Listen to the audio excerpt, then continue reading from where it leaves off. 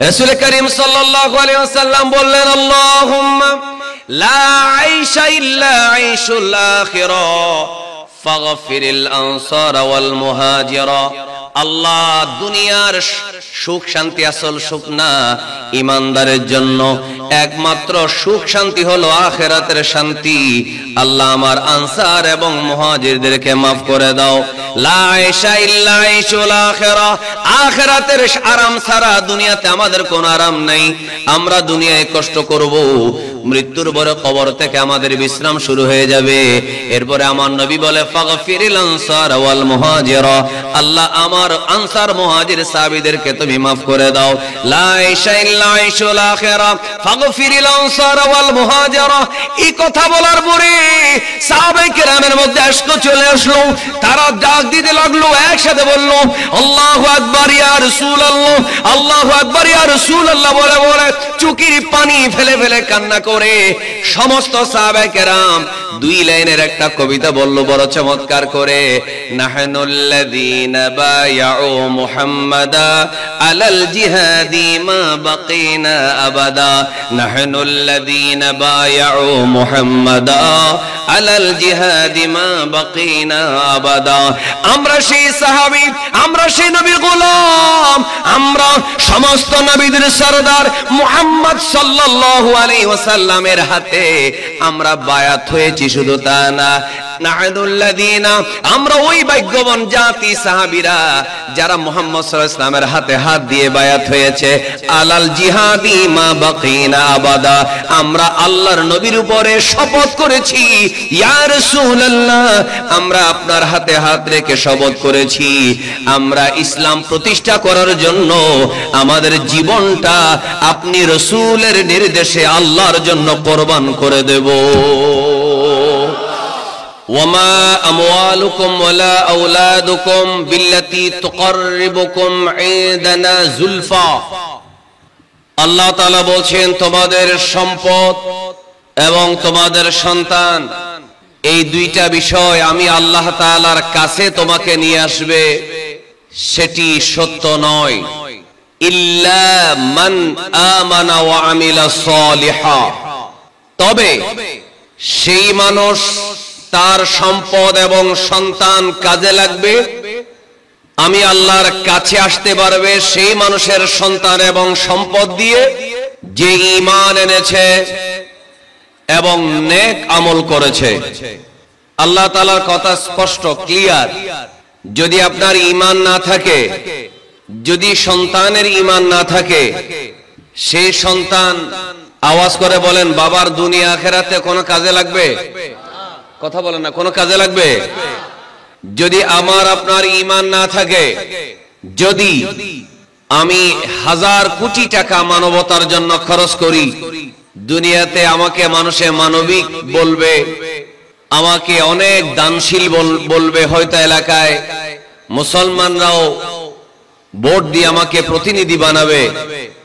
বলুন, ঈমান যদি না থাকে, কোন মানুষ 1000 কোটি টাকা দান করলো, বলুন তার কোনো মূল্য আছে?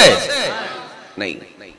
এই দুইটা কথা, সন্তান এবং সম্পদ, সেই মানুষকেই আল্লাহর কাছে নিয়ে যাবে যার মধ্যে ঈমান আছে, যার মধ্যে আমল আছে।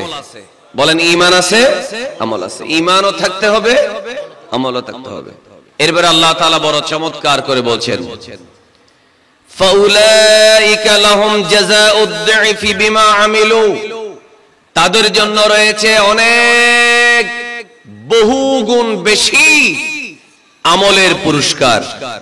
যা আমল করেছে তার অনেক গুণ বেশি পুরস্কার আল্লাহ ওই মানুষগুলোকে দিবে। সুবহানাল্লাহ বলেন।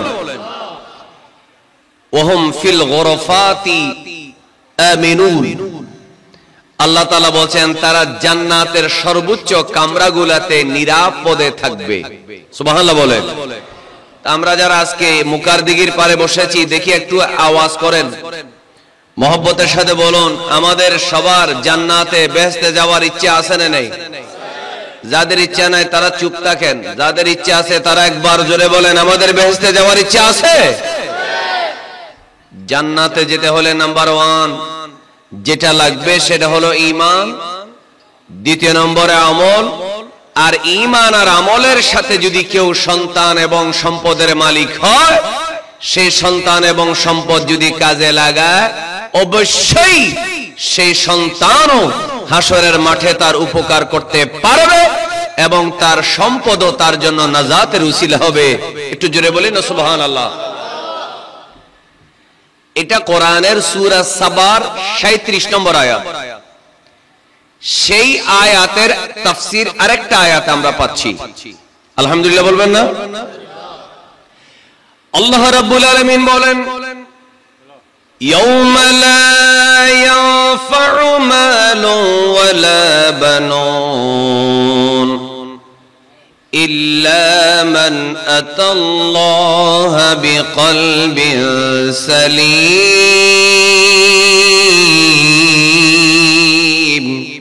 সুবহানাল্লাহ। একটু মহব্বতে বলেন না সুবহানাল্লাহ। খেয়াল করে আরেক আয়াতে আল্লাহ বলছেন, ইয়াউমা লা ইয়ানফা'ু মালুন ওয়ালা বানুন, সেদিন সম্পদ সন্তান কোনো কাজে আসবে না, ইল্লা তবে কাজে আসবে কার? মান আতাল্লাহ বিকলবিন সালিম, কলবে সালিম নিয়ে যে আল্লাহর সামনে দাঁড়াবে। কলবে সালিম আই কলবে মুসলিম, মুসলিম অন্তর নিয়ে, অথবা কলবে মুমিন ঈমানদার অন্তর নিয়ে, অথবা কলবে মুতমাইন আল্লাহর প্রতি ঈমান এবং ভরসা নিয়ে যে আল্লাহর সামনে দাঁড়াবে, তার সন্তান এবং সম্পদ তার কাজে আসবে। আরেকবার জোরে বলবেন না সুবহানাল্লাহ। এবার আরেকটা আয়াত দেখি। আল্লাহ তাআলা বলছেন আল আখিল্লাউ, এটা আলেম ওলামারা বেশি ওয়াজ করেন। আল আখিল্লাউ ইয়াউমা ইযিন বা'দুহুম লিবা'দিন আদুউন ইল্লাল মুত্তাকিন। দেখি একবার আরেকবার বলেন তো সুবহানাল্লাহ। আল্লাহ তাআলা বলেন আল আখিল্লা, এদিকে দেখেন। আচ্ছা আপনাদেরকে একটা কড়া কথা বলি, কড়া কথা হজম করতে পারবেন তো ইনশাআল্লাহ? পারবেন ইনশাআল্লাহ? আচ্ছা, বাংলাদেশে বিভিন্ন রাজনৈতিক দলের অনুসারী আছে না নেই? কেউ আওয়ামী লীগ করেন, কেউ বিএনপি করেন। এই সঠিক কথাগুলা সাহস করে আমরা না বলার কারণে মানুষ উল্টা পথে চলে। যখন ক্ষমতার পট পরিবর্তন হয়, একজন অসহায় কর্মী যখন বিপদে পড়ে যায়, আওয়াজ করে বলবেন আপনার নেতা কি সত্যি আপনাকে বাঁচাইতে আসে? বলেন। আমি তো আপনারা আমাকে আরেকটা দাওয়াত দেবেন সেই নিয়তে বলছি না, আমি আল্লাহকে খুশি করার জন্য বলছি। সে নিজেই আপনাকে ফেলে চলে গেছে, আপনাকে বাঁচাইতে আসবে? জোরে বলেন না, জোরে বলেন আসবে? ব্যালেন্স করে কথা বলতে পারি না, ছেলেদেরকে, কিশোরদেরকে, তরুণদেরকে খুশি করতে পারি না বলে আমাদের ফ্যান ফলোয়ার কম। তবে আল্লাহ খুশি হলেই হবে, রাসূল খুশি হলেই হবে। আপনি আমাকে বলছেন হুজুর আপনি এই বসার সাথে সাথে 3টা আয়াত পড়েছেন, আমি পড়েছি, আপনারা বুঝেন বা না বুঝেন এগুলো রেকর্ডে আছে, আলেম ওলামারা জানে। 3টা সূরা থেকে একটা বিষয়ে দিয়েছেন আর 2টা আমি যোগ করেছি। 3টা কথা সারমর্ম একটাই, সেটা হলো সন্তান, সম্পদ, কর্মী, নেতা, ছেলে মেয়ে, দল, কোনো কিছু কোনো কাজে আসবে না যদি আপনার ঈমান এবং আমল না থাকে। আপনারা যদি বলেন হুজুর এটা বুঝতে পারলাম না, আমি বলবো দুনিয়ায় যেমন আপনার দল, নেতা, কর্মী, আপনার কোনো কিছু বিপদে কাজে আসে না, আওয়াজ করে বলেন হাসরের মাঠে আপনাকে বাঁচানোর জন্য কি তারা কোনোদিন আপনার মিজান পাল্লার কাছে উপস্থিত হওয়ার ক্ষমতা তাদের আছে? কিছুক্ষণ আগে আমার ভাই মাওলানা জয়নুল আবেদিন কাদরি বললেন আপনি আওলাদ রাসূলের কাছে যদি আসেন, আওলাদ রাসূলের মজলিসে বসেন, হাত ধরে বায়াত হন, 5 ওয়াক্ত নামাজ পড়েন, ইনশাআল্লাহ আওলাদ রাসূল হাসরের মাঠে আপনার জন্য আসবে। ইনশাআল্লাহ বলেন না? আওয়াজ হয় না, আরো জোরে বলেন ইনশাআল্লাহ। এছাড়া দুনিয়াতে আপনি বুঝতে পারতেছেন তো, দুনিয়াতে যেগুলো কাজে আসে না তাদের পিছনে সময় নষ্ট করে কোনো লাভ। আল্লাহর জন্য সময় দেন, রসুলের জন্য সময় দেন। সুবহানাল্লাহ বলেন। ব্যালেন্স করে আমি কথা বলবো না, আমি আল্লাহ এবং রসুলের সাথে দায়বদ্ধ। আপনি আমাকে দাওয়াত দেন বা না দেন, আমি আল্লাহ এবং রসুলের কাছে দায়বদ্ধ, যাতে হাসরের মাঠে বলতে পারি, ইয়া আল্লাহ, আমি সাহস করে কথাটা বলে এসেছি। একটু আওয়াজ করে বলুন, আমরা আল্লাহ এবং রসুলের জন্য কথা বলতে, কাজ করতে চাই কি চাই না? দুই হাত তুলে বলেন, চাই কি না? আমার সাথে নারা ধরেন, নারে তাকবীর, নারে রিসালাত, নারে গাউসিয়া। হাত নামান। আল্লাহ আমাদেরকে ইসলামের জন্য, আল্লাহর জন্য, রসুলের জন্য কাজ করার তৌফিক দেখ, আমিন বলেন। তো কঠিন কথা বললে আপনারা বুঝবেন না, একটা ছোট্ট হাদিস দিয়ে আরেকটা মিসাল দিই। এটা ইমাম দারকুতনি ওনার সুনানের মধ্যে হাদিসটা এনেছেন, হযরত আব্দুল্লাহ ইবনে উমর রাদিয়াল্লাহু তাআলা আনহুমার হাদিস, বড় চমৎকার। এক লোক সুন্দর, তখন তো আর বিমান ছিল না। আপনাদের এই মাহফিলে আমি আন্তর্জাতিক বক্তাও না, খুব পপুলার কেউ না, কিন্তু আপনাদের মাহফিল, গাউসিয়া কমিটির মাহফিল, আমার হুজুর কিবলার সংগঠনের মাহফিলে যথাযথভাবে উপস্থিত হওয়ার জন্য, আপনাদের টেনশন মুক্তির জন্য আমরা দোনো ভাই, আমি আগের ফ্লাইটে ঢাকা থেকে চট্টগ্রাম এবং এরপরের মাওলানা জয়নুল আবেদিন কাদের, আমরা বিমানে এসেছি শুধু গাউসিয়া কমিটি হুজুর কিবলার প্রোগ্রামের সম্মান রক্ষার জন্য। আলহামদুলিল্লাহ বলেন। তখন বিমান, হেলিকপ্টার এগুলা ছিল না, তখন দামি ঘোড়া, দামি সুন্দর লাল ওট নিয়ে পয়সাওয়ালার ছেলেরা বিদেশ সফর করত। খেয়াল করেন, একটা ছোট্ট হাদিস বলছি, ঘটনা। এই ধরনের একজন ঝকঝমক নিয়ে, ওট নিয়ে, ঘোড়া নিয়ে, মাল সামান নিয়ে রওনা দিচ্ছে। এমন সময় কয়েকজন, হযরত আব্দুল্লাহ ইবনে ওমর সহ কয়েকজন সাহাবী বললেন, এই লোকটা যেইভাবে প্রস্তুতি নিয়ে ব্যবসা করার জন্য মক্কা থেকে, মদিনায় থেকে তখন সিরিয়ায় যেত, ইয়ামানে যেত, লিইলাফি কুরাইশিন ইলাফিহিম রিহলাতাশ শিতাই ওয়াস সাইফ। সুবহানাল্লাহ বলেন। শীতকালে এক দেশে, গরমকালে আরেক দেশে যেত। ইয়া রাসূলুল্লাহ, যেইভাবে শান শৌকত নিয়ে, ঘোড়া নিয়ে, ওট নিয়ে সে যাচ্ছে, যেমন হ্যান্ডসাম মানুষ, এই লোকটা যদি এইভাবে ব্যবসা বাণিজ্যে না গিয়ে এই প্রস্তুতিটা, এই ঘোড়া, এই ওট, তার এই সম্পদ যদি আল্লাহর রাস্তায় যুদ্ধ করার জন্য যদি কাটাতো, কতই না ভালো হতো। সবাই আগে বলুন, এই ঘটনাটা সামনের দিকে যাওয়ার আগে, নামাজ রোজা যেমন ফরজ, কোরআনের মধ্যে জিহাদের নির্দেশ আছে না নেই? আওয়াজ করে বলেন, আছে না নেই?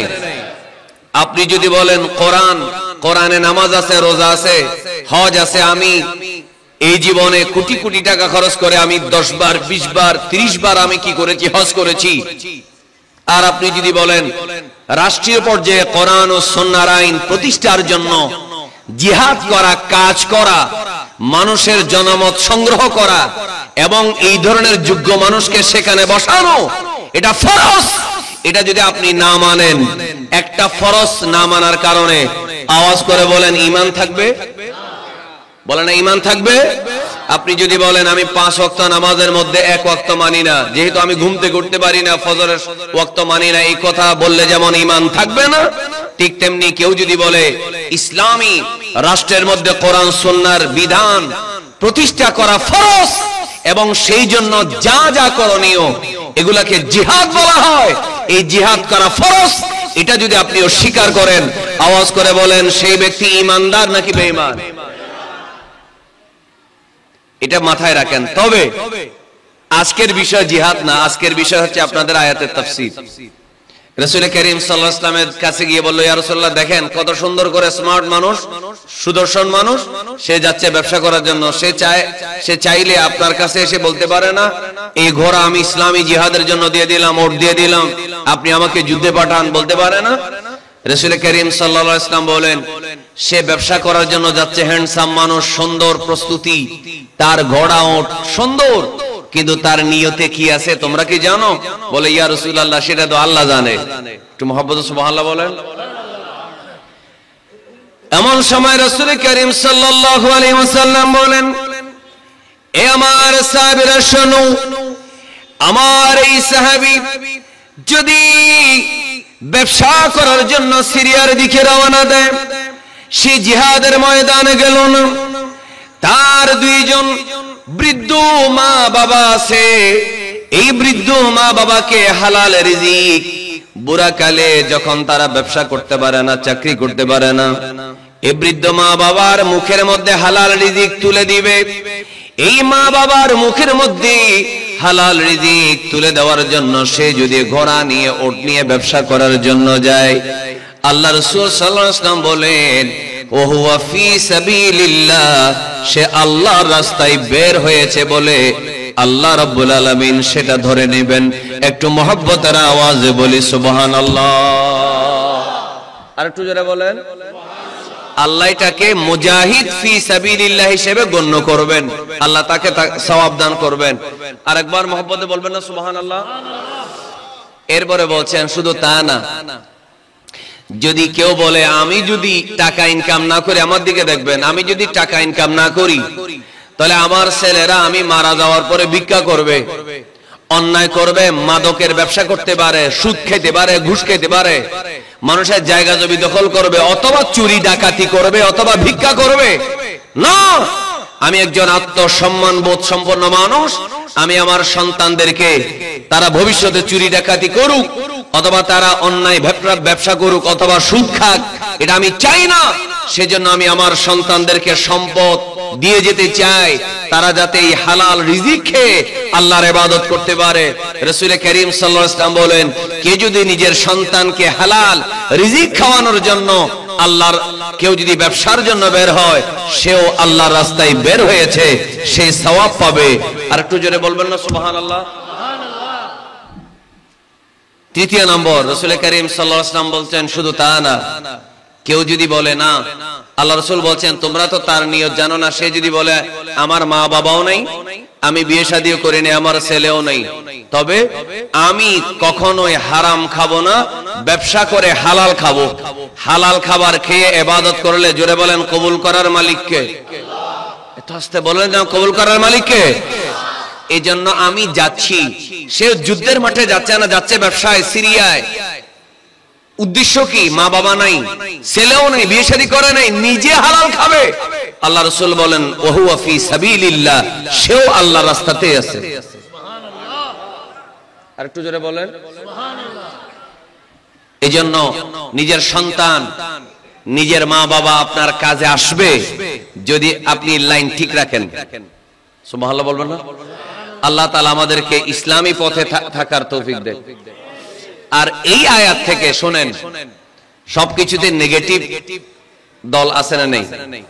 যেমন আজকে আমরা ঢাকায় যখন গিয়েছি সম্মেলন করার জন্য, গত রাত্রে ফেসবুক ফাটাই ফেলছে একটা গোষ্ঠী, তারা বলতেছে আওয়ামী লীগ সুন্নি নাম দিয়ে ঢাকায় আসতেছে, এগুলা সুন্নি লীগ।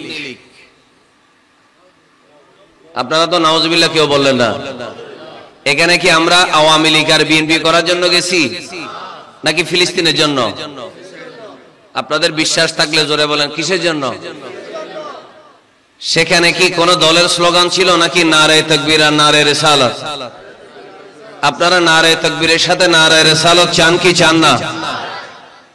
12 তারিখও প্রোগ্রাম হয়েছে, সেখানেও সুন্নি দুইজন আলেম গিয়েছেন। হাইকোর্ট মাজার মসজিদের খতিব বর্তমান ফুলতলি সিলেটের দরবারের সাহেবজাদা, তিনিও গিয়েছেন, কিন্তু ওনার নামও নেয় নাই, স্টেজেও তুলে নেই সুন্নি আলেম হওয়ার কারণে। আরো দুইজন প্রবীণ সুন্নি আলেম ঢাকা নারিন্দা কামিল মাদ্রাসার প্রিন্সিপাল 12 তারিখ তাদের মার্চ ফর গাজায় গিয়েছিলেন, তার নামও নেয় নাই, তাকে মঞ্চেও তুলে নেই। আরো একজন আলেম, সিনিয়র আলেম মাওলানা মাসউদ হোসেন আল কাদেরী, তিনি ঢাকায় সেই মার্চ ফর গাজায় গিয়েছিলেন, তার নামও নেয় নাই, স্টেজেও তুলে নেই। অথচ সেই স্টেজে অনেক সাবেক সিনেমার নায়ক, অনেক ব্লগার, ইউটিউবার এসেছে। যাই হোক, ফিলিস্তিনের জন্য যেই কথা বলবে আমি তাকে সমর্থন করি। একটু জোরে বলেন ঠিক না? কিন্তু তাই বলে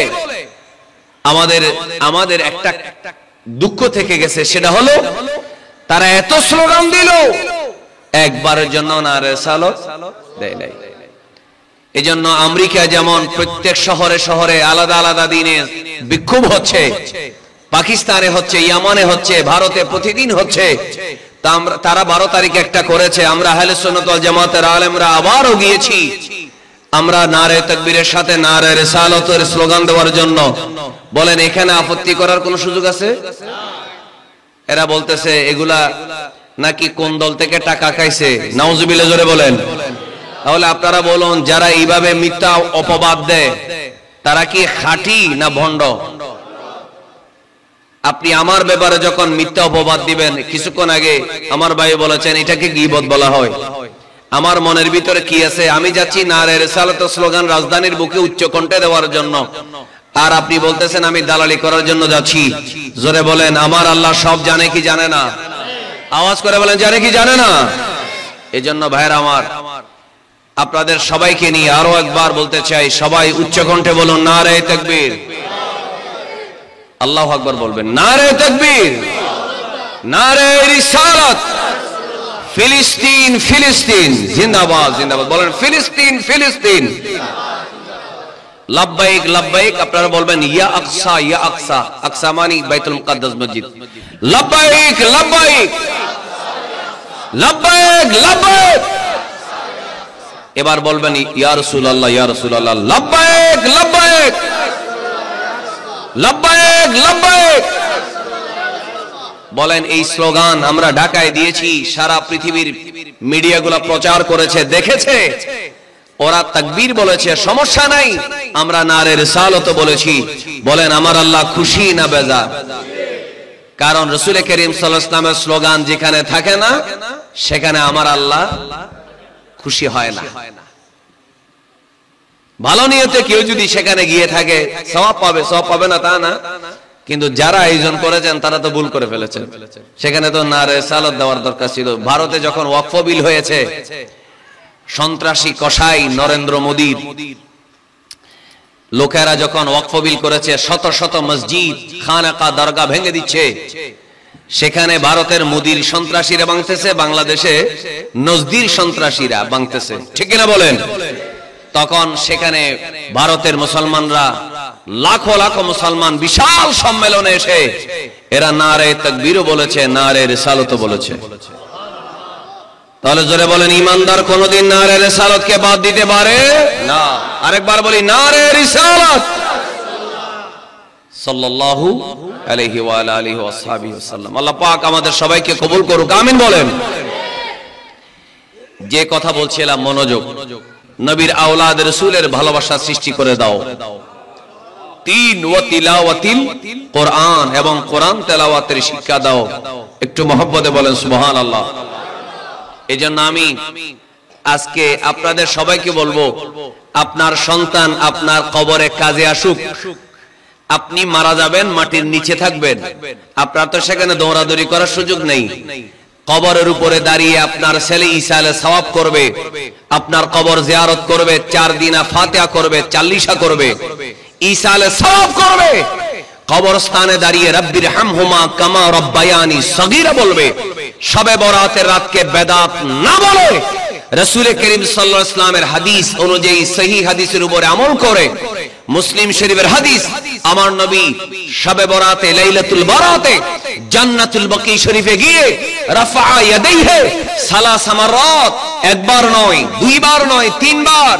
আমার নবীর মন মানে না, দীর্ঘক্ষণ দোয়া করলেন, হাত নামালেন, মন মানে আবার দোয়া করলেন, হাত নামালেন, মন মানে আবার দোয়া করলেন, হাত তুললেন, হাত নামালেন।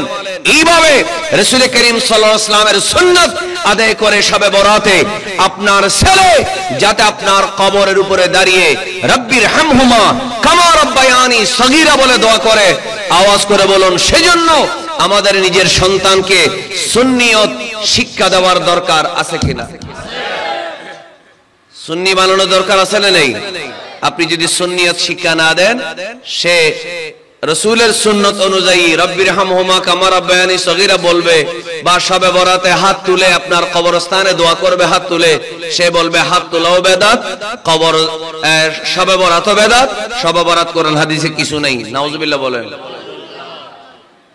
এইজন্য আপনার ছেলে যদি আশিক রাসূল হোক, আপনার ছেলে মিলাদ কিয়াম করুক, আপনার ছেলে মদিনা মুনাওয়ারায় জিয়ারত করুক, আপনার ছেলে ইয়া নবী সালাম আলাইকা বলে দাঁড়িয়ে রাসূলকে সালাম দিক।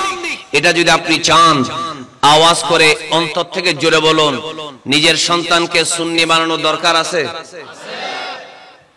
আল্লাহ পাক আমাদের ছেলেকে হাসরের মাঠে কাজে লাগানোর জন্য, হাসরের মাঠ তো অনেক দূরে, মারা গেলে কবরস্থানে কাজে লাগানোর জন্য আমাদের ছেলেদের অন্তরে নবীর প্রেম শিক্ষা দেওয়ার তৌফিক দেয়, এবং ইমাম হাসান হোসেন রাদিয়াল্লাহু তাআলা আনহুর ভালোবাসা পয়দা করে দেওয়ার আল্লাহ তৌফিক দেয়, এবং আমাদের সন্তানদেরকে আল্লাহ কোরআন তেলাওয়াত শিক্ষা দেওয়ার তৌফিক দেয়। আমিন বলেন। আচ্ছা, ওই প্রসঙ্গ কেন আসলো এটা আমি এখন আর ওদিকে যাচ্ছি না, ঢাকার প্রসঙ্গটা আমি আলোচনাকে সংক্ষেপ করে দিচ্ছি। 3 নম্বর হচ্ছে তেলাওয়াতে কোরআন। সবাই বলুন দেখি, কোরআন তেলাওয়াত করলে কবরস্থানে লাভ আছে? লাভ আছে তো? তো অনেকে বলে, যারা আমাদের বিরুদ্ধে অপবাদ দেয়, আমাদেরকে বিভিন্ন ট্যাগ লাগায়, তারা ফতোয়া দেয় কি জানেন? তারা ফতোয়া দেয় কবরস্থানে কোরআন শরীফ পড়লে কোনো লাভ নেই। আচ্ছা, এই ধরনের গোষ্ঠী রাউজানে আছে না নেই? কি আছে? সত্যি আছে? আপনাদের আশেপাশে আছে? এবং শুধু তা না, তাদের মধ্যে একটা সবচেয়ে মারাত্মক গোষ্ঠী আছে এই বাহিনীর, সেটার নাম আহলে হাদিস। তাদের ফতোয়া হলো, এদের ফতোয়া হলো কবরস্থানে কোরআন তেলাওয়াত করে লাভ নাই, আর আহলে হাদিসের ফতোয়া হলো হাসরের মাঠে রাসূল তার উম্মতকে বাঁচাইতে পারবে না। একটু নাউজুবিল্লাহ জোরে বলেন। সুনানে তিরমিজি, আমি দলিলটা দিচ্ছি শুধুমাত্র, আমাদের আলোচনাগুলো আবেগের মধ্যে চলে গেলে হবে না, দলিলের দরকার আছে না নেই? 2905 নম্বর হাদিস, সুনানে তিরমিজি। রাসূল করিম সাল্লাল্লাহু আলাইহি ওয়াসাল্লাম বলছেন, মান ক্বারাআল কোরআন, যে ব্যক্তি কোরআন তেলাওয়াত করলো, ওয়াস্তাজহারাহু, কোরআন মুখস্থ করলো, ফাআহাল্লা হালালাহু, কোরআনে যেটা হালাল করা হয়েছে সেটা মানলো, ওয়াহাররামা হারামাহু, কোরআনে যেটাকে হারাম করা হয়েছে সেটা মানলো, হারামকে হারাম বললো, হালালকে হালাল বললো, আদখালাল্লাহু বিহিল জান্নাহ, আল্লাহ তাআলা আদখালাহুল্লাহু বিহিল জান্নাহ, কোরআনের কারণে ওই হাফেজে কোরআনকে আমলওয়ালা, ফাসিক নয়, আশিক আমলওয়ালা হাফেজে কোরআনকে আল্লাহ কোরআনের উসিলায়, মনে রাখবেন কোরআন মানতে হলে কোরআনের তাফসীর হাদিস বাদ দেওয়ার কোনো সুযোগ আছে?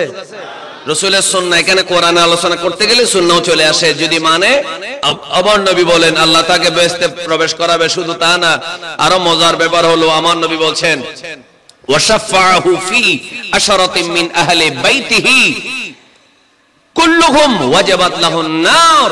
আমার নবী বলেন, সে হাফেজে কোরআনকে আল্লাহ এমন একটা ক্ষমতা দিবেন, সে হাফেজে কোরআন হাসরের মাঠে তার পরিবারের সদস্যদের মধ্যে এমন 10 জন যার জন্য দোজখ একেবারে কনফার্ম হয়ে গেছে, নিশ্চিত হয়ে গেছে, সে আল্লাহর কাছে বলতে পারবে, আল্লাহ এই আত্মীয় স্বজন আমার বাবা, আমার ভাই, আমার চাচা, জেঠা, আমার মা, আমার বোন, আল্লাহ এই 10 জনকে তুমি বেহেশত দিয়ে দাও। দোজখ নিশ্চিত হয়ে গেছে, এমন 10 জনকে একজন হাফেজে কোরআন সুপারিশ করে জান্নাতে নিতে পারবে। এখন আপনাদের আওয়াজটা শুনতে চাই, দেখি কত বড় আওয়াজ করতে পারেন। যদি রাসূলের গোলাম একজন হাফেজে কোরআন রাউজানের, মুকারদিগির, নোয়াপাড়ার, যদি নিজের পরিবারের 10 জনকে জাহান্নামে ঢুকে গেছে অথবা জাহান্নামে কনফার্ম হয়ে গেছে, এমন 10 জনকে বেহেশতে নিতে পারে, আওয়াজ করে বলেন আমার নবী পারে কি পারে না? রাসূল করিম সাল্লাল্লাহু আলাইহি ওয়াসাল্লাম হচ্ছেন শফিউল মুযনিবিন। জোরে জোরে বলেন রাহমাতুল লিল।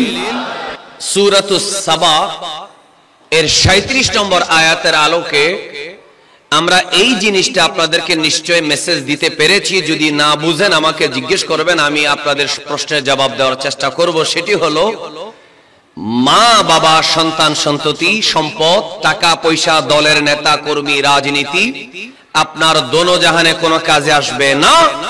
যদি ঈমান এবং ইসলামের পথে থাকেন তাহলে আপনার মা বাবাও আপনার কাজে আসবে, সন্তানও কাজে আসবে। একটু জোরে বলেন সুবহানাল্লাহ। এটাই হলো সূরাতুস সাবা এর 37 নম্বর আয়াতের সংক্ষিপ্ত আলোচনা। এবার আসুন দ্বিতীয় যে বিষয় আমাকে দেওয়া হলো, সূরাতু আশ-শুআরা এর 227 এই আয়াতে আল্লাহ তাআলা কি বলছেন? তবে 227 নম্বর আয়াত বোঝার জন্য আপনাকে একটু উপর থেকে যেতে হবে, কারণ সূরাতুশ শুআরা, শুআরা শব্দের অর্থ কি দেখেন? শুআরা এটা শায়ের এর বহুবচন। শায়ের মানে হলো কবি, বহুবচন শুআরা।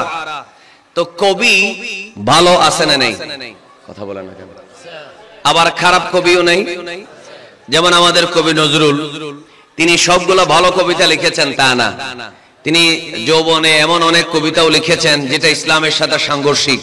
তা আমরা সেগুলার সমালোচনা করার জন্য বলছি না, কিন্তু আল্লাহ পাক ওনাকে তৌফিক দিয়েছেন, নিশ্চয়ই ওনার অন্তরের মধ্যে রাসূলের প্রেম ছিল। ইনি এমন কিছু নাত লিখেছেন যেগুলা এখনো পর্যন্ত ইমানদারের বাঙালিদের হৃদয়ে আছে না নেই? ত্রিভুবনে প্রিয় মুহাম্মদ, আয় রে সাগর,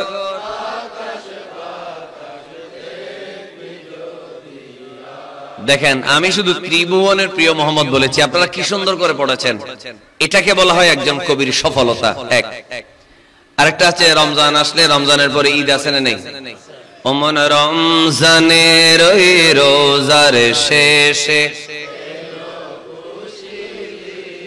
তুই আপনাকে আজ বিলিয়ে দে শোন আসমানি তাগীত, রমজানের ওই রোজার শেষে।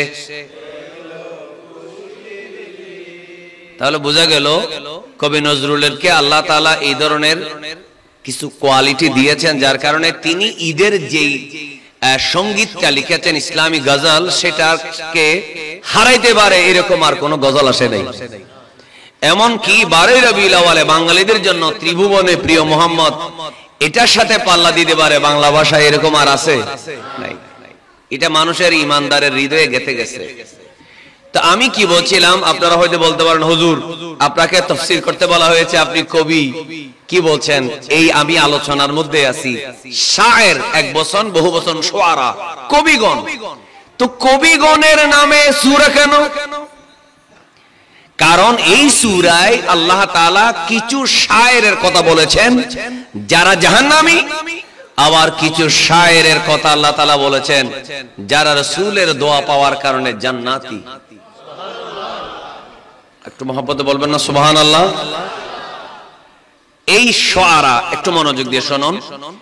সূরাতুশ শুআরা 224 নম্বর আয়াতে আল্লাহ বলছেন, বড় চমৎকার করে বলছেন, আমাদের দেশে আমাদের এই প্রজন্ম যারা ফেসবুক প্রজন্ম, সোশ্যাল মিডিয়া আসার পর থেকে যারা বড় হয়েছে তারা পড়ে না, তাদের লেখাপড়া করার অভ্যাস নাই, এরা শুধু ভিডিও দেখে। আর আমরা বিনোদনের জন্য, সময় কাটানোর জন্য আমরা বিভিন্ন শিক্ষণীয় নভেল, গল্প, ছোট গল্প, উপন্যাস এগুলো পড়তাম সাহিত্য শিকার জন্য, অথবা কবিতা চর্চা করতাম। আমাদের যুগের, আমাদের বয়সের প্রায় ছেলে কখনো কোনো না কোনো কবিতা লিখে নাই, এরকম একটাও পাবেন না। আর এই যুগের ছেলে একটাও টিকটক করে নাই, এরকম ছেলে পাবেন না। ঠিক কিনা বলেন না? আমি অপ্রয়োজনীয় কথা বলছি না, এগুলো বাস্তবতা বলছি। আমাদের সময়ে লুকিয়ে হলেও কবিতা লিখেন এমন কেউ নেই। হয়তো ভালো কবিতা লিখেছে, না হলে প্রেমের কবিতা লিখেছে, হয়তো নিজে পড়েছে আর কাউকে দেখায় নাই, মানুষের মাইর খাবে এই জন্য, কিন্তু কবিতা লিখেছে। আর আমাদের এই যুগে টিকটক বলুন, লেখালেখির মধ্যে মেধার বিকাশ আছে না নাই? কথা বলেন না, লেখালেখির মধ্যে মেধার বিকাশ আছে না নাই?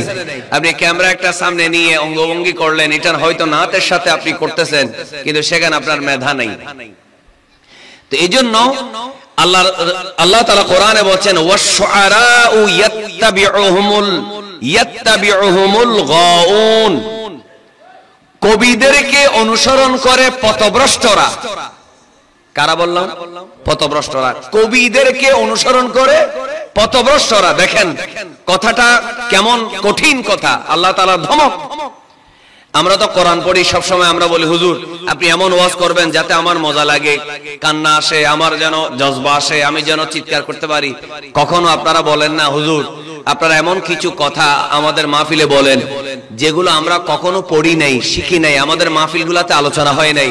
বলেন কোরআনে 6666 আয়াত, কোন আয়াতে কোথায় কি আছে বলুন, আমাদের সেখানে ঈমানের খোরাক আছে না নেই? এগুলো আমাদের জানার দরকার আছে। আল্লাহ তাআলা বলেন ওয়াশ-শুআরাউ ইয়াত্তাবিউহুমুল গাউন, পথভ্রষ্ট ব্যক্তিরা জাহান্নামীরাই কবিদেরকে অনুসরণ করে। দেখেন আলাম তারা আন্নাহুম ফি কুল্লি ওয়াদি ইয়াহিমুন, আপনি কি দেখেন না এরা সবগুলা উপত্যকায় অর্থাৎ সব পাড়ায়, সব মহল্লায়, সব জায়গায় এরা দিকভ্রান্ত হয়ে ঘোরাঘুরি করে। এটা রাসূলের যুগের কবিদেরকে বলা হয়েছে, কারণ ওই সময় মক্কা মদিনায় এমন কিছু মুশরিক ইহুদি নাসারা কবি ছিল যারা ইসলামের বিরুদ্ধে কবিতা লিখতো। জোরে বলবেন না নাউজুবিল্লাহ। শিক্ষার জন্য বলছি, এদের মধ্যে ইসলাম আসার আগে যারা ইসলামের বিরুদ্ধে কলম ধরেছিল অথবা ইসলাম আসার পরে মুসলমান হওয়ার আগে ইসলামের বিরুদ্ধে কলম ধরেছিল, এরকম অনেক কবি ছিল। যেমন হযরত হাসান বিন সাবিত রাদিয়াল্লাহু তাআলা আনহু, তিনি যখন মুসলমান ছিলেন না, তিনি জাহেলিয়াতের উপরে ভিত্তি করে কবিতা লিখতেন। সবাই একবার জোরে বলুন হেদায়েতের মালিক কে? এত আস্তে বললে হবে, আওয়াজ করে বলেন হেদায়েতের মালিক কে? যে কোনো সময় আল্লাহ যে কোনো মানুষের কলব পরিবর্তন করতে পারে কি পারে না? এই জন্য ওই দিন মেশকাত পড়ানোর সময় আলিম ক্লাসে ছেলেদেরকে একটা দোয়া শিখাইছি, হাদিস থেকে আপনাদেরকেও শিখায়। এটা সবসময় মনে রাখবেন, কারণ কোন ছেলে কোন মেয়ে কখন কি হয়ে যায়, এডিক্টেড হয়ে যায়, মাদকাসক্ত হয়ে যায়, পথভ্রষ্ট হয়ে যায়, চরিত্রহীন হয়ে যায়, রাতের বেলা পালিয়ে যায়, মা বাবার মুখে চুনকালি দিয়ে বংশকে ধ্বংস করে দেয়, এটা ঠিক নাই। অথবা সুন্নির ছেলে ওয়াহাবি মওদুদিবাদী অথবা আহলে হাদিস শিয়া হয়ে যায়, ঠিক নাই। এজন্য মিশকাতের হাদিস আমার নবী শিক্ষা দিয়েছেন, তোমার চরিত্র ঈমান আদর্শ ঠিক রাখার জন্য হে সাহাবীরা আমি তোমাদেরকে সব সময় একটা দোয়া শিক্ষা দিচ্ছি।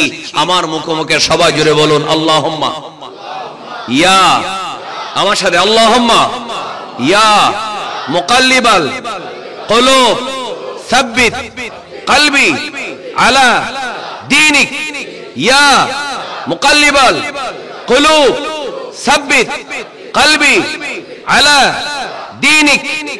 আবার ইয়া মুকাল্লিবাল কুলুব সাব্বিত কলবি আলা দীনিকা। সবাই জোরে বলেন আমিন। হে কলবের পরিবর্তনকারী আল্লাহ, আপনি আমাদের কলবটা দ্বীনের উপরে অটল রাখুন। একটু জোরে বলবেন না আমিন। এজন্য এটা সব সময় এই দোয়াটা করতে হবে। তো রাসূল করিম সাল্লাল্লাহু আলাইহি ওয়াসাল্লামের বিরুদ্ধে কবিতা লিখেছে, এই কবিদের ব্যাপারে এই আয়াতগুলো নাজিল হলো। এরপর আল্লাহ তাআলা বলেন 224, 25, 226 ওয়া আন্নাহুম ইয়াকুলুনা মা লা ইয়াফআলুন। একটা কোরআন নাই তো ওইজন্য আমি যেখানে পাচ্ছি দেখে বলতেছি, যদি এটা চশমা এটা মাইনাস পাওয়ার হওয়ার কারণে হাফেজ, আপনি হাফেজ সাহেব ঠিক আছে আমাকে সহযোগিতা করবেন। তো আল্লাহ তাআলা বলেন 200, খেয়াল করেন 224, 225, এরপরে 200 তো কত 26। আল্লাহ বলেন ওয়া আন্নাহুম ইয়াকুলুনা মা লা ইয়াফআলুন, তারা এমন কিছু কথা বলে কবিরা যেগুলো নিজেরা করে না। কথা বলেন আছে না নেই? না আনতে হবে না, লাগবে না। আচ্ছা আচ্ছা ইনশাআল্লাহ ইনশাআল্লাহ আমি কি শেষ করে দেব? আচ্ছা আচ্ছা আচ্ছা আচ্ছা এখানে তো কোনো কমেডি নেই, তো ভালো লাগতেছে? কমেডি টমেডি কিছু সারা ভালো লাগতেছে?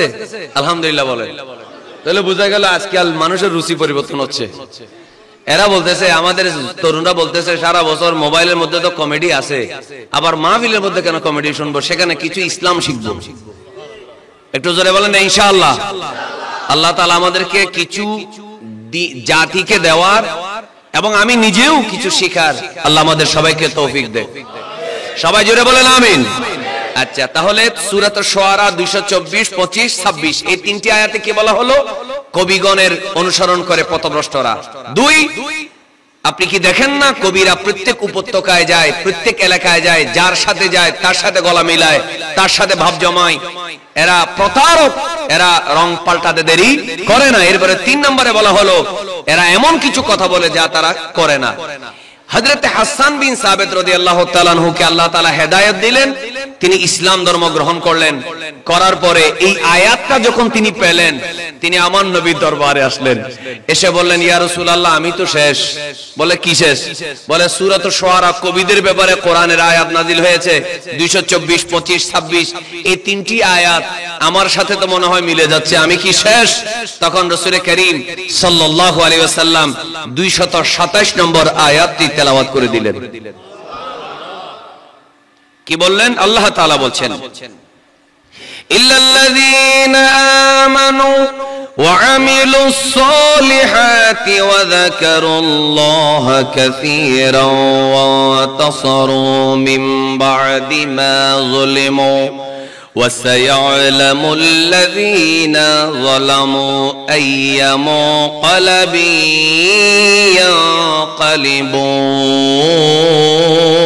ইয়ানকালিবুন। আল্লাহ রাব্বুল আলামিন বলেন, রাসূল করিম সাল্লাল্লাহু আলাইহি ওয়াসাল্লাম এই কোরআনুল কারীমের আয়াত মক্কা মদিনায় আনসার মুহাজিরদের মধ্যে যারা কবি ছিল তাদেরকে সুন্দর করে তিলাওয়াত করে শোনায় দিলেন। আল্লাহ তাআলা বলে, এই যে কবিদের ব্যাপারে যে মারাত্মক যেই ধমকগুলো আল্লাহ তাআলা কোরআনে দিলেন, এই আয়াতের পরে আল্লাহ তাআলা বলছেন, ইল্লাল্লাযীনা আমানু ওয়া আমিলুস সালিহাত। এগুলা ওই কবিদের ব্যাপারে নয় যে কবিরা ঈমান এনেছে, নেক আমল করেছে। অর্থাৎ নেককার ঈমানদার আমলওয়ালা যদি কবি হয়, এরা পথভ্রষ্ট নয়, এরা জাহান্নামী নয়। এই কবিতা লেখার কারণে ও হাসান বিন সাবিত ইল্লাল্লাযীনা আমানু ওয়া আমিলুস সালিহাতি ওয়া যাকারুল্লাহা কাসীরা ওয়া তাসারু, এই 3টা গুণ আমার আল্লাহ তুমি হাসান বিন সাবিতের মধ্যে দান করেছে। 3টা নাই কেন, আরো আছে। আমি আমার দিকে দেখেন, আমানু ইল্লাল্লাযীনা আমানু ঈমান এনেছে, ওয়া আমিলুস সালিহাত আমল করেছে, নেক আমল, ওয়া যাকারুল্লাহা কাসীরা আল্লাহর বেশি বেশি জিকির করেছে, ওয়া তাসারু মিন বাদি মা যুলিমু এবং জুলুম করার পরেই এরা কি নিয়েছে? প্রতিশোধ গ্রহণ করেছে। ওয়া সায়ালামুল লাযীনা যালামু আইয়ামুন ক্বালাবিন ইয়ানকালিবুন। আল্লাহ তাআলা বলে, যারা জুলুম করেছে তারা শীঘ্রই মরার পরে বুঝতে পারবে তারা কি করছিল। তারা বুঝতে পারবে তাদের ঠিকানা কোথায়, তাদের ঠিকানা কোথায় ছিল, তারা কোথায় কোন জাহান্নামে যাবে সেটা তারা মরার পরে বুঝতে পারবে। এই আয়াত আমার নবী যখন বললেন, ইল্লাল্লাযীনা আমানু ওয়া আমিলুস সালিহাত ওয়া যাকারুল্লাহা কাসীরা ওয়া তাসারু, এই কথাগুলো আল্লাহ তোমাদের জন্যই বলেছে। অর্থাৎ তোমরা জাহান্নামী কবি নও, তোমরা হলা জান্নাতি কবি। একটু মহব্বতে বলবেন না সুবহানাল্লাহ? তো তিনি কি বললেন? ইমাম হযরতে হাসান বিন সাবিত রাদিয়াল্লাহু তাআলা বড় চমৎকার করে কবিতা লিখেছেন আমার নবীর জন্য। আপনারা জানেন কি না জানি না, হয়তো শুনেছেন, আল্লাহ রাসূলের যে মিম্বর ছিল মদিনা শরীফে, আমার নবী নিজে একটা মিম্বরে খুতবা দিতেন। আমার নবী বলেছিলেন, আমার হাসানের জন্য আরেকটা মিম্বর বানায় দাও। তো অনেকে বলবে, হুজুর নারে তাকবীর দিয়েছি, নারে রিসালাত দিই নাই, তো কি হয়েছে? আমি বলবো, নারে রিসালাত দাও নাই, সবকিছু বরবাদ হয়ে গেছে। কারণ যেখানে রাসূল নেই, রাসূলের সার্টিফিকেট নেই, জোরে বলেন, সেখানে আল্লাহর দরবারে কিছু কবুল হতে পারে না। আল্লাহ রাসূল সাল্লাল্লাহু আলাইহি ওয়াসাল্লাম বললেন, হাসানের জন্য একটা মিম্বর বানায় দাও। আল্লাহুম্মা আইয়িদহু বিরূহিল কুদুস, আল্লাহ জিবরাইলের মাধ্যমে আমার হাসানের শরীরের কলবের কবিত্বের সেই প্রতিভা তুমি বাড়িয়ে দাও, জিবরাইলের মাধ্যমে তাকে শক্তি বাড়িয়ে দাও। একটু জোরে বলবেন না সুবহানাল্লাহ?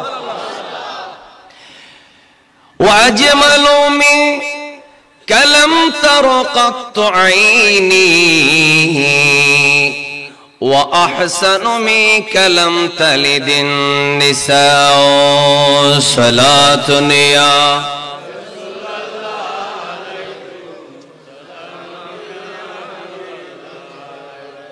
আমি চাইছিলাম কয়েকটা আরবি কবিতা শোনাবো, আপনাদের তো উৎসাহ পাচ্ছি না। সাহাবীরা রাসূলকে কিভাবে সম্বোধন করেছেন, কয়েকটা আরবি কবিতা শোনার আপনাদের ইচ্ছা আছে? তাহলে সালাতুন ইয়া জোরে পড়েন, ওয়াবিদ দরুদ, এটা সুন্নিত দরুদ, জোরে জোরে সালাতুন ইয়া।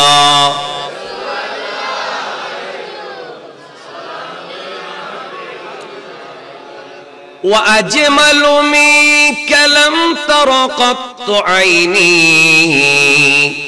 হাসান বিন সাবিত রাদিয়াল্লাহু তাআলা বলেন, ইয়া রাসূলুল্লাহ, আপনার চেয়ে সুন্দর আমার এই চোখ কোন মানুষ নয়, শুধু মানুষ নয়, শুধুমাত্র বৈশ্বিক জিনিস নয়, পৃথিবীর মধ্যে কোন সুন্দর জিনিস আপনার চাইতে সুন্দর আমার চোখের মধ্যে পড়ে নাই।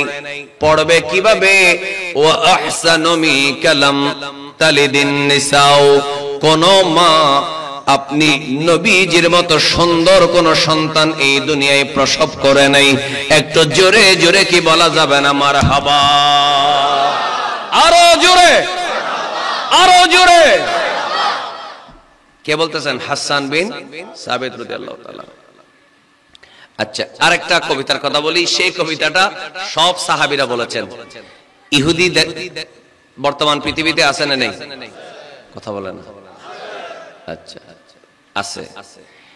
এই ইহুদিদেরকে কেন্দ্র করে মদিনা শরীফে 4টা একেবারে, আরো তো অনেক হয়েছে সংঘর্ষ, বড় বড় যুদ্ধ হয়েছে। কয়টা? 4টা। গাজওয়ায়ে আহজাব, গাজওয়ায়ে বনে নজির, গাজওয়ায়ে বনে কুরাইজা, তারপরে খাইবার। কয়টা হলো? এই 4টা যুদ্ধ হয়েছে শুধু কাদেরকে কেন্দ্র করে? ইহুদিদেরকে কেন্দ্র করে। আমি কি আরো কথা বলবো? আপনাদের কি শোনার ইচ্ছে আছে? সূরা মায়েদা, হাত নামান, হাত এভাবে গালের মধ্যে হাত থাকলে অলসতা চলে আসবে। একবারে টাইট হয়ে ঈমানি জজবা নিয়ে দেখেন, ভালো লাগবে ইনশাআল্লাহ। সূরা মায়েদার 11 নম্বর আয়াত আল্লাহ তাআলা কেন নাজিল করলেন আমি আয়াতটা পরে বলবো, আগে ঘটনাটা বলি। ইহুদিদের সাথে দেখা করার জন্য রাসূল করিম সাল্লাল্লাহু আলাইহি ওয়াসাল্লাম বনু নজিরের মদিনা থেকে, অর্থাৎ আমার নবীর হুজরাত থেকে বনু নজিরে যাচ্ছেন। কেন? তাও দুইজন বনু আমেরের দুইজন ব্যক্তি একজন মুসলমানের হাতে নিহত হওয়ার কারণে সেই ব্যাপারে আলোচনা করার জন্য। বনু আমেরের যখন রাসূল করিম সাল্লাল্লাহু আলাইহি ওয়াসাল্লাম বললেন বনু নজিরের ইহুদিদেরকে আমি তোমাদের সাথে বসবো, মিটিং করব, কারণ ইসলাম হচ্ছে এত সুন্দর একটা ধর্ম। রাসূল করিম সাল্লাল্লাহু আলাইহি ওয়াসাল্লাম মদিনা শরীফে রাষ্ট্রের বলতে গেলে প্রধান বললে তো এটা বেয়াদবি হবে, গোটা পৃথিবীরই তিনি বাদশা। সুবহানাল্লাহ বলেন। তারপরও আমার নবী বলছেন আমার একজন মুসলমান ভাই না বুঝে দুইজন মানুষ মেরে ফেলেছে, আমি সেটাকে এমনিই মারছে, কি হয়েছে সেটা হইতে পারে না, সেটার একটা উপযুক্ত ব্যবস্থা হতে হবে। একটু জোরে বলবেন না সুবহানাল্লাহ? আচ্ছা, সেই কথা বলার জন্য রাসূল করিম সাল্লাল্লাহু আলাইহি ওয়াসাল্লাম রাহমাতুল লিল আলামিন ইহুদিদের সাথে দেখা করার জন্য যাচ্ছেন। এদিকে বনু নজিরের ইহুদিরা কি করছে জানেন? এরা বলল এই সুযোগে আমরা ইসলামের নবীকে মারি দিই। এই সিদ্ধান্ত তারা যখন নিল, রাসূল করিম সাল্লাল্লাহু আলাইহি ওয়াসাল্লাম সেখানে তাদের সাথে কথা বলার জন্য গেলেন। একটা প্রাচীরের পাশে অথবা একটা উঁচু পাহাড়ের, সৌদি আরবের মধ্যে পাহাড় আছে না নেই? মক্কা মদিনায় পাহাড়ের নিচে অথবা একটা প্রাচীরের নিচে আল্লাহ রাসূল সাল্লাল্লাহু আলাইহি ওয়াসাল্লামকে বসানো হলো। উপরে বিশাল একটা পাথর রাখা হলো। কথা বলার মাঝখানে এরা পাথরটা ছেড়ে দিবে, ইহুদি যারা আছে পাশে তারা সরে যাবে, আমার নবীর উপরে বিশাল সেই পাথর পড়ে আমার নবী দুনিয়া থেকে চলে যাবেন। নাউজুবিল্লাহ বলেন। সূরা মায়েদার 11 নম্বর আয়াত খেয়াল করেন। তখন রাসূল করিম সাল্লাল্লাহু আলাইহি ওয়াসাল্লাম তাদের সাথে কথা বলার জন্য গেলেন। যখন আলোচনা শুরু করবেন এমন সময় জিবরাইল আলাইহিস সালাম এসে গেলেন। বলেন কে আসলেন?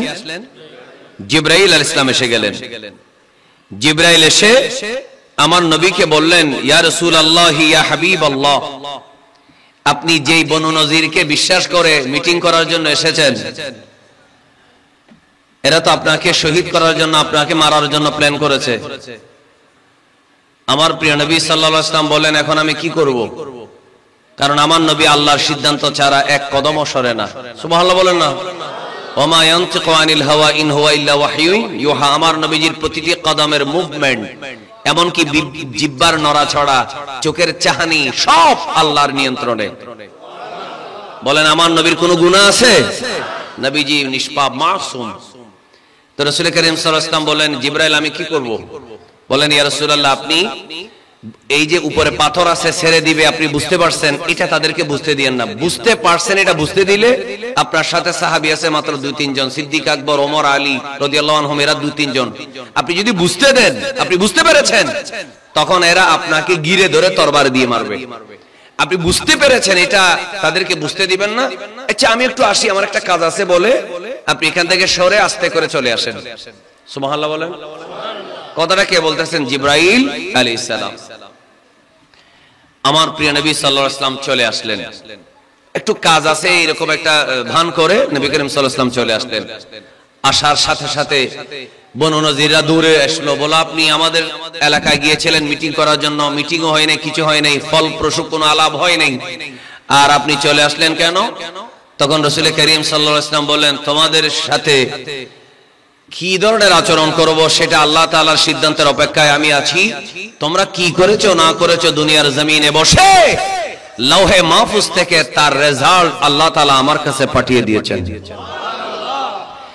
আল্লাহ রাব্বুল আলামিন কোরআনে বলেন, ইয়া আইয়ুহাল্লাযীনা আমানু যকুরু নি'মাতাল্লাহি আলাইকুম إذ هم قوم أن يبسطوا إليكم أيديهم فكف أيديهم عنكم واتقوا الله وعلى الله فليتوكل المؤمنون একটু মহব্বতে বলেন না সুবহানাল্লাহ। আল্লাহ তাআলা বলছেন, ইয়া আইয়ুহাল্লাযীনা আমানু, হে ঈমানদারগণ, উযকুরু নি'মাতাল্লাহি আলাইকুম, তোমরা আল্লাহ তাআলার সেই নিয়ামতকে স্বীকার করো। আল্লাহ তাআলা আমাদেরকে বলছেন, মক্কা মদিনার মুসলমানদেরকে, ঈমানদারদেরকে বলছেন, আল্লাহর সেই নিয়ামতের কথা স্মরণ করো।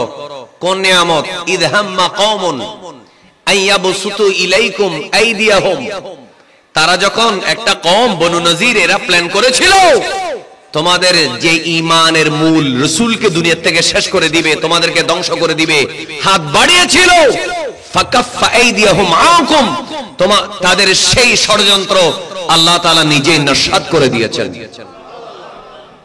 একটু মহব্বতে বলবেন না সুবহানাল্লাহ।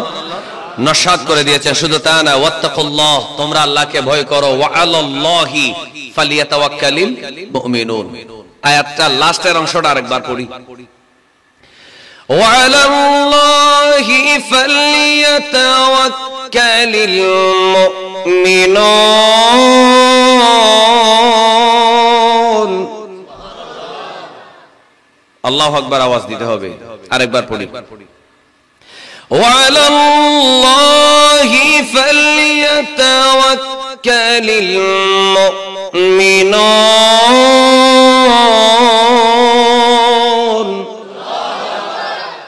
আল্লাহ বলেন ঈমানদাররা আল্লাহর উপরেই তাওয়াক্কুল করে।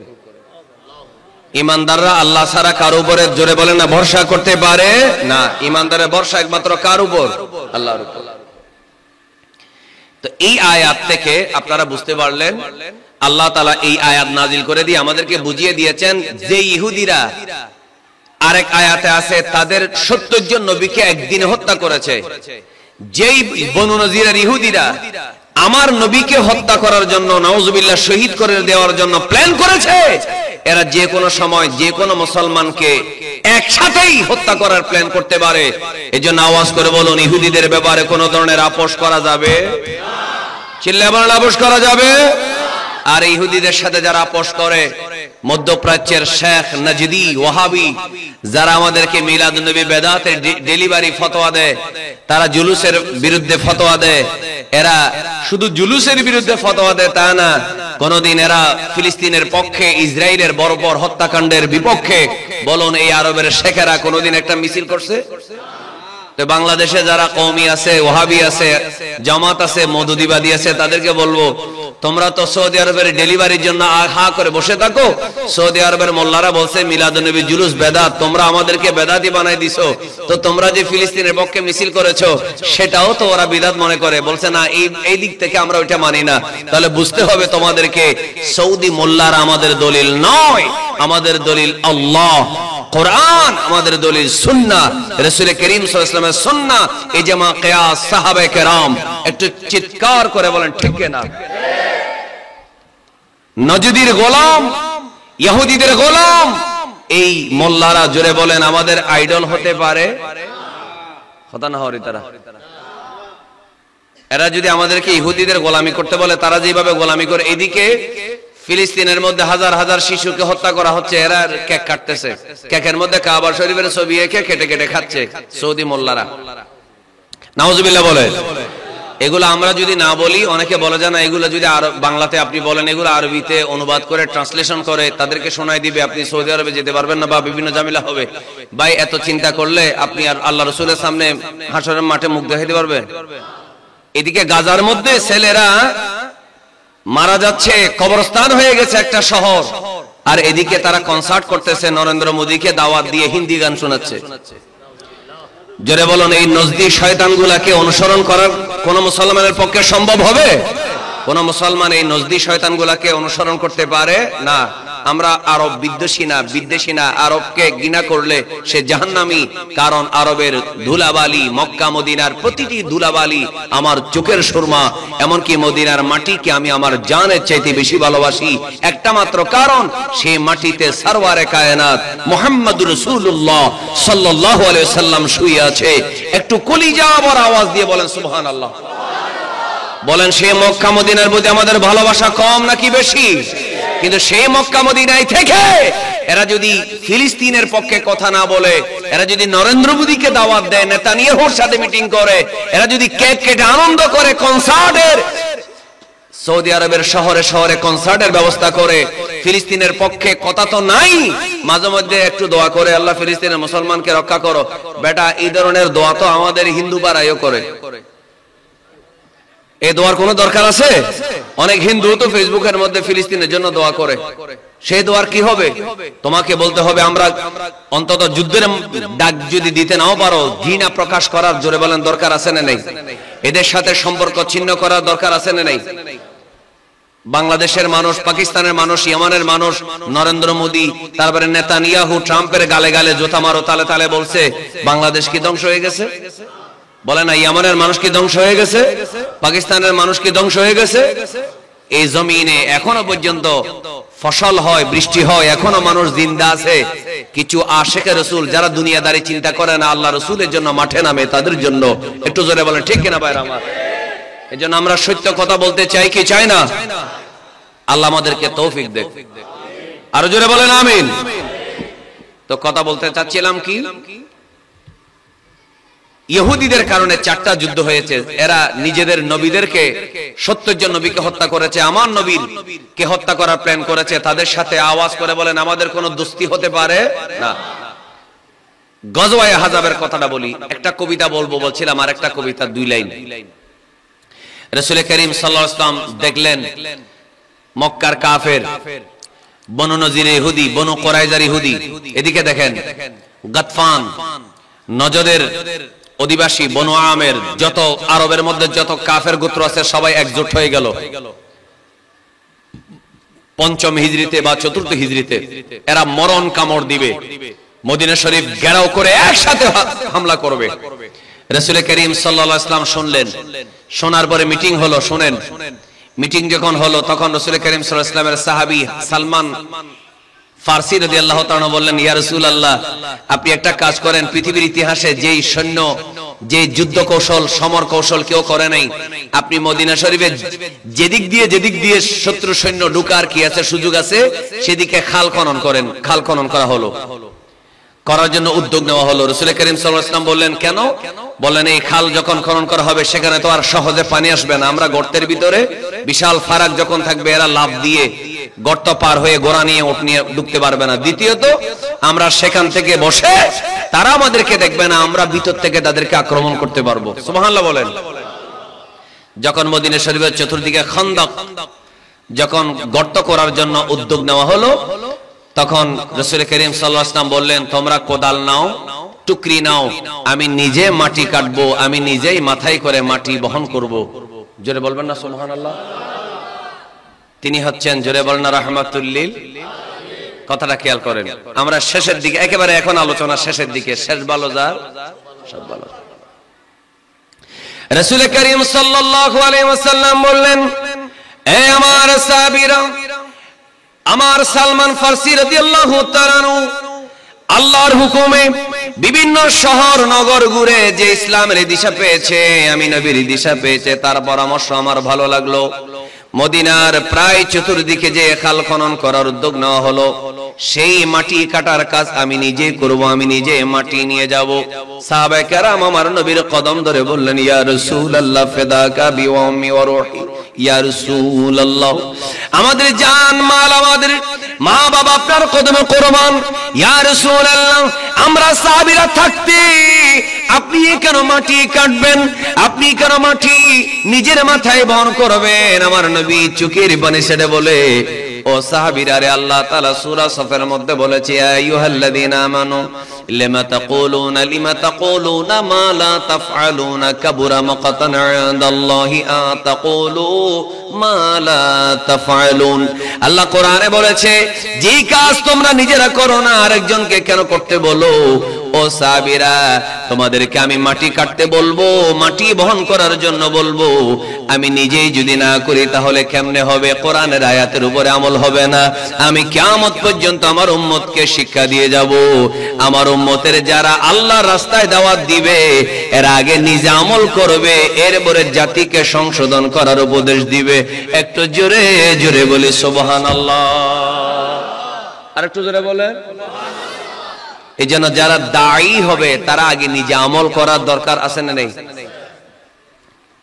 খেয়াল করেন, রাসূল করিম সাল্লাল্লাহু আলাইহি ওয়াসাল্লাম বলেন আমাকে, তো সাহাবীরা বাধা মানতেছে না, তো সাহাবীরা মাটি কাটতেছেন। সাহাবীরা কি করতেছেন? মাটি কাটতেছেন। তপ্ত রোদ, গরমে ঘামতে ঘামতে সাহাবায়ে কেরাম ক্লান্ত হয়ে পড়েছেন, পেটে পাথর বেঁধেছে সাহাবীরা। আমার নবীও পেটে পাথর বেঁধেছিলেন। এমন একটা অবস্থা, তখন রাসূল করিম সাল্লাল্লাহু আলাইহি ওয়াসাল্লাম গায়ে চাদর ছিল, চাদর যখন সরে গেল, নবীজি মাথার যে মাটি নিচ্ছেন টুকরি করে, ধুলাবালি পড়ে সিনা ধুলায় মাখামাখি হয়ে গেছিল। রোদ যখন, দিনের আলো যখন আমার নবীর শরীরে লাগলো, চাদর যখন সরানো হলো, তখন সেখান থেকে নূর চমকাচ্ছে। এত সুন্দর আমার নবীজির চেহারা, আমার নবীজির শরীর এত সুন্দর ছিল। তো জোরে বলুন আল্লাহু আকবার। তো যখন চমকাচ্ছে, তো সাহাবায়ে কেরাম ক্লান্ত, কাজ করতেছেন, আমার নবীও কাজ করছেন। আমার নবী মাটি হয়তো কাটছেন, না হলে ফেলতেছেন। এমন সময় হঠাৎ করে রাসূল করিম সাল্লাল্লাহু আলাইহি ওয়াসাল্লাম, সাহাবায়ে কেরামের ইত্তেক, এই মুসা আলাইহিস সালাম আমার দিকে দেখেন, একেবারে সংক্ষেপে শেষ করে দিচ্ছি। ইহুদিরা বলছিল, এই দুষ্টু জাতি, এ মুসা আমাদেরকে পানি দাও। তিনি পাথরে আঘাত করলেন, 12টা পানির নহর জারি হয়ে গেল। বলেন, এ মুসা, তারা তো নবীকে কত বেয়াদব, তারা নাম ধরে বলে। মুসা আলাইহিস সালামকে বলল, আমাদেরকে মেঘের ছায়া দাও। আল্লাহ তাআলা মুসা আলাইহিস সালামের আবেদনের কারণে মেঘের ছায়া দিলেন। বলেন, আমাদেরকে রেডিমেড খাবার দাও, আমরা রান্না করব না। আল্লাহ তাআলা জান্নাত থেকে মান্না সালোয়া পাঠালেন। সুবহানাল্লাহ। এরপরে যখন যুদ্ধ করার জন্য ডাক দিলেন, মুসা আলাইহিস সালাম বলেন, ইযহাব আনতা ওয়া রাব্বুকা ফাকাতিলা। মুসা, তুমি এবং তোমার রব খোদা, তোমরা দুজন মিলে কাফেরের বিরুদ্ধে যুদ্ধ করো। ইন্না হাহুনা কাঈদুন, আমরা এখানে বসে থাকবো। নাউজুবিল্লাহ বলেন। এই ইহুদিদের চাইতে বড় বেয়াদব জাতি আর আছে? মেঘের ছায়া পাইলো রোদ থেকে বাঁচার জন্য, পানি পাইলো পাথরের ভিতর থেকে, খাবার পাইলো জান্নাত থেকে, তারপরেও বলতেছে আমরা যুদ্ধে যাব না। আর আমার নবী যখন বললেন মাটি কাটো খাবার না খেয়ে, সাহাবীরা রাত দিন যখন খাল খনন করছেন, আমার নবী খুশিতে দুই কানা হাত তুলে আল্লাহর দরবারে কবিতার ভাষায় সাহাবীদের জন্য একটা দোয়া করেছেন। একটু জোরে বলবেন না সুবহানাল্লাহ। রাসূল করিম সাল্লাল্লাহু আলাইহি ওয়াসাল্লাম বললেন, আল্লাহুম্মা লা আইশা ইল্লা আইশুল আখিরা ফাগফিরিল আনসার ওয়াল মুহাজিরা। আল্লাহ, দুনিয়ার সুখ শান্তি আসল সুখ না, ইমানদারের জন্য একমাত্র সুখ শান্তি হলো আখিরাতের শান্তি। আল্লাহ, আমার আনসার এবং মুহাজিরদেরকে মাফ করে দাও। লা আইশা ইল্লা আইশুল আখিরা, আখিরাতের আরাম ছাড়া দুনিয়াতে আমাদের কোনো আরাম নাই। আমরা দুনিয়ায় কষ্ট করব, মৃত্যুর পরে কবর থেকে আমাদের বিশ্রাম শুরু হয়ে যাবে। এরপরে আমার নবী বলে ফাগফিরিল আনসার ওয়াল মুহাজিরা, আল্লাহ আমার আনসার মুহাজির সাহাবীদেরকে তুমি maaf করে দাও। লা আইশা ইল্লা আইশুল আখিরা ফাগফিরিল আনসার ওয়াল মুহাজিরা। এই কথা বলার পরে সাহাবায়ে কেরামের মধ্যে আশক চলে আসলো, তারা ডাক দিতে লাগলো, একসাথে বলল আল্লাহু আকবার ইয়া রাসূলুল্লাহ, আল্লাহু আকবার ইয়া রাসূলুল্লাহ বলে বলে চোখের পানি ফেলে ফেলে কান্না করে সমস্ত সাহাবায়ে কেরাম দুই লাইনের একটা কবিতা বলল বড় চমৎকার করে, নাহনুল্লাযীনা বায়াউ মুহাম্মাদা আলাল জিহাদি মা বাকিনা আবাদা, নাহনুল্লাযীনা বায়াউ মুহাম্মাদা আলাল জিহাদি মা বাকিনা আবাদা।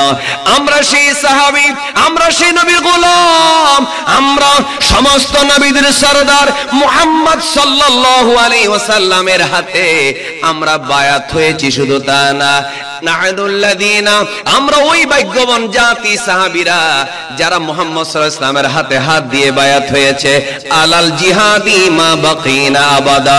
আমরা আল্লাহর নবীর উপরে শপথ করেছি, ইয়া রাসূলুল্লাহ, আমরা আপনার হাতে হাত রেখে শপথ করেছি আমরা ইসলাম প্রতিষ্ঠা করার জন্য আমাদের জীবনটা আপনি রাসূলের নির্দেশে আল্লাহর জন্য কোরবান করে দেব। একটু জোরে বলেন আল্লাহু আকবার। এই আওয়াজে হবে না, আরো জোরে বলেন, অন্তর থেকে বলেন ইয়া রাসূলুল্লাহ, আরো জোরে ইয়া রাসূলুল্লাহ, ইয়া রাসূলুল্লাহ। কি চমৎকার দৃশ্য, কি সুন্দর এই কবিতা, এই দুইটা কবিতা, একটা হাসান বিন সাবিতের দুই লাইন কবিতা, ও আজমালু মিনকা লাম তারাকাতু আইনি ওয়া আহসানু মিনকা লাম তালিদিন নিসাও। ইয়া রাসূলুল্লাহ, আমাদের দেশে অনেকে বলে না নবী আমার মতো, আর রাসূল সাহাবী হাসানকে মসজিদের নববীর মিম্বরের পাশে আরেকটা মিম্বর বানিয়ে দিয়ে বললেন আল্লাহ তাকে জিবরিল দ্বারা সাহায্য করো। সে হাসান বিন সাবিত বললেন আমি এই রাসূলের মতো কাউকে দেখি নাই, রাসূল সবচেয়ে সুন্দর। সুবহানাল্লাহ বলবেন না? আর সাহাবীরা খন্দক মাটি কাটার সময় বলছিলেন আমরা সেই জাতি, আমরা সেই ভাগ্যবান সাহাবী, আমরা আখিরি নবী, নূরের নবী, জান্নাতের মালিক নবী, রাহমাতুল লিল আলামিন নবী, শফিউল মুজনিবিন মুহাম্মদুর রাসূলুল্লাহ সাল্লাল্লাহু আলাইহি ওয়াসাল্লামের নূরানি হাতে হাত দিয়ে আমরা বায়াত হয়েছি।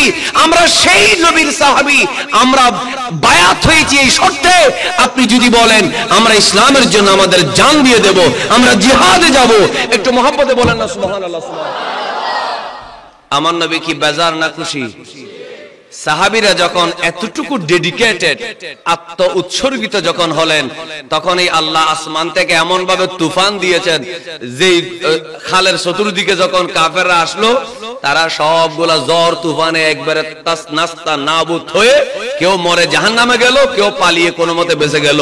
সবাই জোরে বলেন বিজয় দেওয়ার মালিক কে?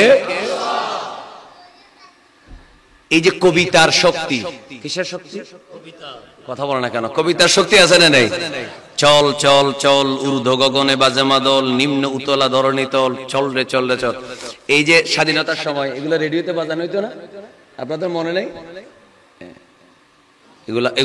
এগুলাতে একটা কি ছিল?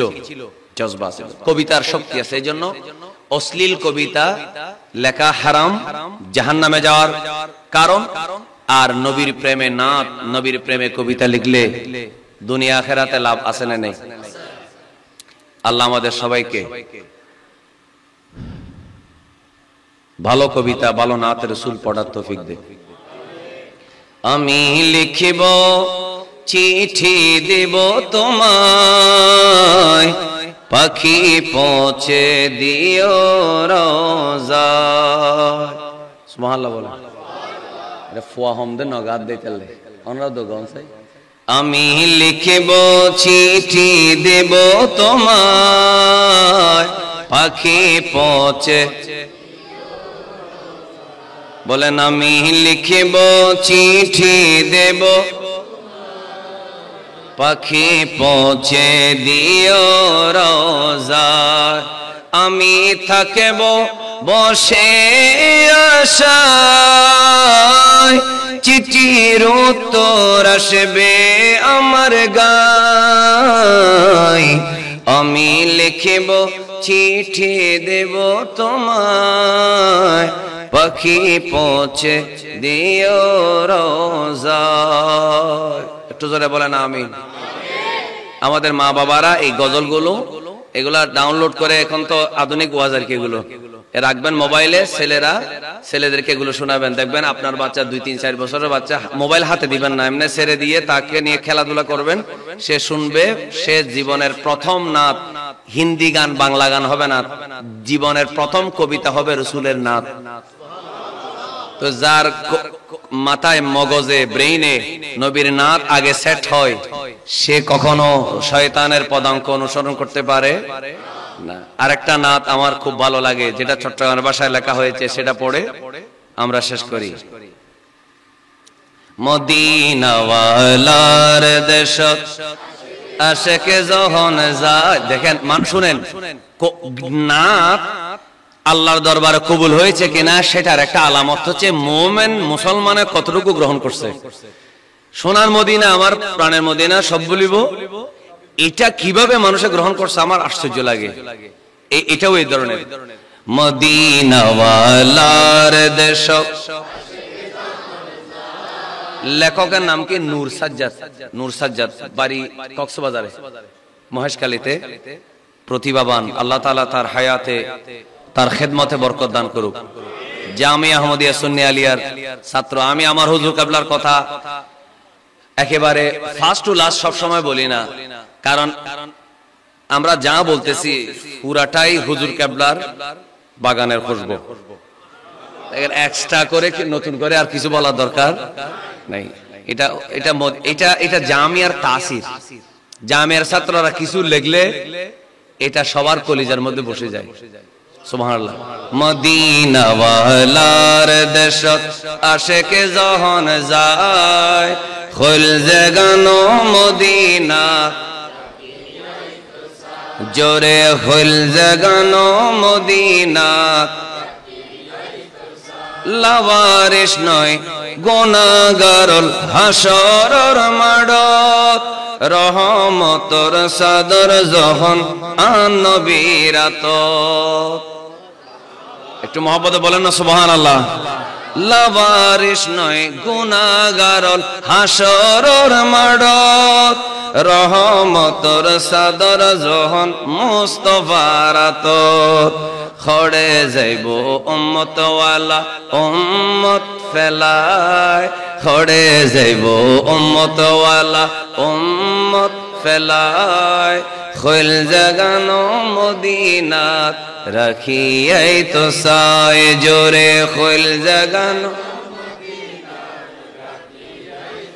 মদিনাওয়ালার দেশত আশেকে যখন যায়, খুল জাগানো মদিনাত রাখিয়াই তো সায়। জোরে বলেন মারহাবা।